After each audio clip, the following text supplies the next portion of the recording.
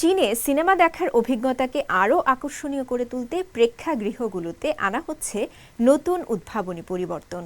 দর্শক টানতে কোথাও সিনেমার সাথে হটপট খাবারের সুবিধা দেওয়া হচ্ছে, আবার কোথাও ভার্চুয়াল রিয়েলিটি বা এক্সআর প্রযুক্তি ব্যবহার করা হচ্ছে, আবার কোথাও কোথাও 360 ডিগ্রি প্যানোরামিক থিয়েটারের মাধ্যমে যুক্ত করা হচ্ছে অত্যাধুনিক প্রযুক্তি। মূলত বিনোদন, খাবার এবং প্রযুক্তিকে এক সুতোয় গেঁথে একটি পূর্ণাঙ্গ বাণিজ্যিক মডেল তৈরি করা হচ্ছে চীনে, যা দেশটির চলচ্চিত্র শিল্পে নতুন অর্থনৈতিক গতি সঞ্চার করছে।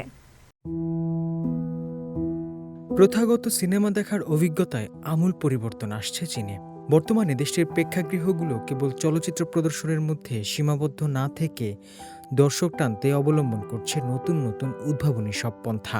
বিশেষ করে তরুণ প্রজন্মকে আকৃষ্ট করতে বিনোদনের সাথে যুক্ত করা হচ্ছে বৈচিত্র্যময় খাদ্যাভ্যাস ও অত্যাধুনিক প্রযুক্তি। চীনের চেচিয়াং প্রদেশের হুচু শহরে সিনেমার সাথে জনপ্রিয় খাবার হটপট পরিবেশন করা হচ্ছে, যা দর্শকদের কাছে এক নতুন ধরনের অভিজ্ঞতা প্রদান করছে।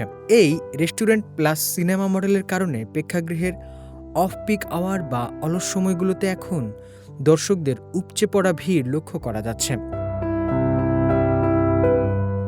প্রযুক্তির ব্যবহারে সাংহাইয়ের প্রেক্ষাগৃহগুলো আরও এক ধাপ এগিয়ে। সেখানে গড়ে তোলা হয়েছে দেশের প্রথম অ্যানিমেশন থিমযুক্ত সিনেমা হল।